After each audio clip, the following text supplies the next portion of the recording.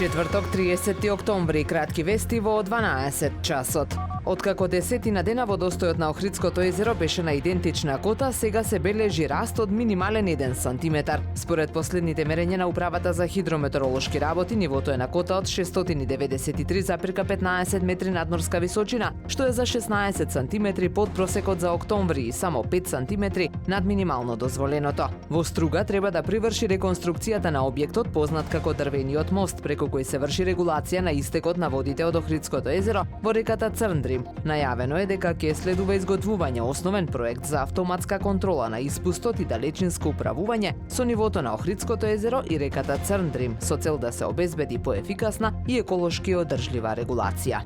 Филмот Охридските пливачки легенди Атина Бојаджи на авторот Љупчо Паунковски од Охрид е помеѓу наградените дела кои ќе бидат прикажани на фестивалот за краток документарен филм Манаки Камера 300 утре вечер од 19 часот во културниот центар во Битола. Новиот филм на Паунковски во конкуренција од 28 пристигнати филмови освои плакета за репортажа како продолжение на низата награди на авторот години венаназад. Одлуката ја донесе жирито на 33-тиот интернационален фестивал на аматерскиот непрофесионален документарен филм Камера 300. Иницијативата Збогум Буково ќе помага во мапирање и чистење на дивите депонии согласно планот за управување со отпад. Оттаму започнаа со собирање информации за местоположбата на ѓубрето и пријавување до надлежниот сектор во општината со цел расчистување и превенирање на повторно нелегално фрлање на отпад. Ги повикаа граѓаните да пријавуваат диви депонии, а надлежните инспекциски служби да обезбедат непречен тек на процесот на мапирање и нивно чистење и заедно со сите надлежни институции гонење на сите кои постапуваат спротивно на законот.